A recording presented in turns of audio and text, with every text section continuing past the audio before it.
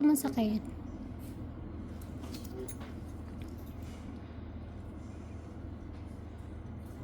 Etong kabilang kanto na to, hindi na po. Bawasan kong konti. Kayo na bahala. Okay, sige. Okay. Okay. Ganun.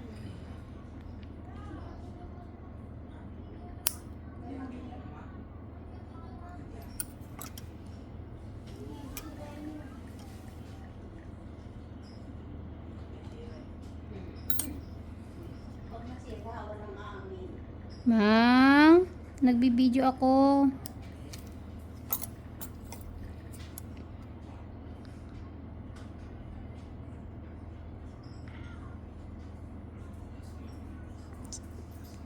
Saktan ka? Oo, kaya naman. Okay lang. Kaya mo tiisin mo ng konti. Practice na yun sa tuli. Ay, mas malala yun. Sabi ko sa'yo. Bukti pa to. Ah, sige, relax mo lang. Relax mo. Yan.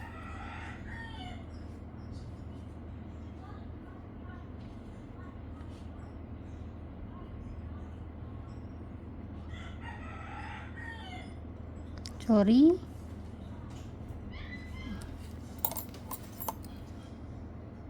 Laki. Higitin ko to, ha. Medyo masakit na sa dulo. Yan. Ito na yung bumaon. Sa unahan. Pisilin ko. Anong nararamdaman mo? Ang tagal kasi ng tiis. Linisan ko na lang ng konti. Okay na, natanggal ko na yung dapat tanggalin. Hindi ka na magtitiis. Satisfying. Laki eh. Bilis eh. Mahilig siyang manood ng Ingron din eh. Ay, kaya naman pala. Sa kabila ka lang din. Mas malala yung kabila. Pero buti nga ano lang siya. Pagampaga siya. Kinukot kasi niya. Sige, bawasan ko lang konti ito. I-relax mo ulit yun. Relax lang. Yan. Konti lang, huwag ka mag-alala. Ito yung wala ng, pain. Bawasan ko lang. Sulit kahit malayo. Totoo. Kasi sabi ko, nakita ko talaga, akin nang puntahan talaga kahit malayo. Ang lambot din pati ng yung pagtanggal, ma'am. Kaya hindi siguro siya ganong nasaktan. Ingatan mo lang talaga yung kuko mo kasi lapitin siya ng ingron, ma'am. Pabaon, masakit? Okay, hilahin ko. Sabi mo pag masakit, ha? Ihilahin ko pabalik. Yun. Wow, tuwa siya. Happy siya. Yan. Nagtitis, hindi nga nagsasapatos siya eh. Mabilis na lang yun kasi napudpud ko na yung pinakadulo niya. Ito po talaga yung pinakaano niya. Doon yung bumahon yun. Kaya pala ayun. Silipin ko lang, ha? Para sure si ate.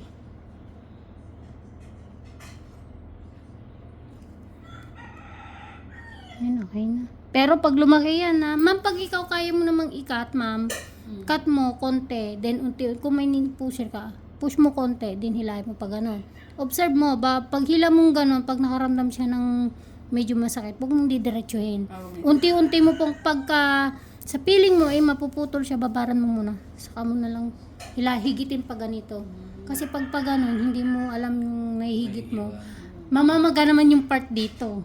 Ganun. O, pag nasugatan mo, tapos di mo nakuha. Yun po. Siya kasi yung minsan nag-ano na kuko niya eh. Ayaw niya may paano sa akin. Kaya ako din ako nagpapagulis. Tama. Kami ng kuko eh. Yeah, pag Ayun nga, sa pahipo nga po. Ito nga, oh. Pero hindi naman ko. Hindi masakit siya eh. Wag na, sir. Wag ka na magpalinis. Siya monthly nagpapalinis. Pag nagpalinis ako, pagayan. Daig pa nga ako kung binibili papalinis eh. Ako sarili ko lang ganun-ganun lang.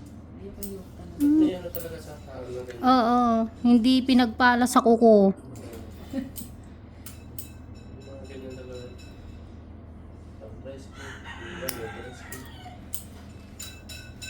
Okay. Lalagyan ko siya ng Mertylet tsaka yung antibiotic. May liquid antibiotic po kasi ako. Lalagyan ko na lang. Tapos pagka po ma'am, hiwasan niyo pong masaktan yung kuko niya. Ay, wala na kahit na dinan ko. Oo, kasi pagka konti na maano. Na ganun na siya. Tumutusok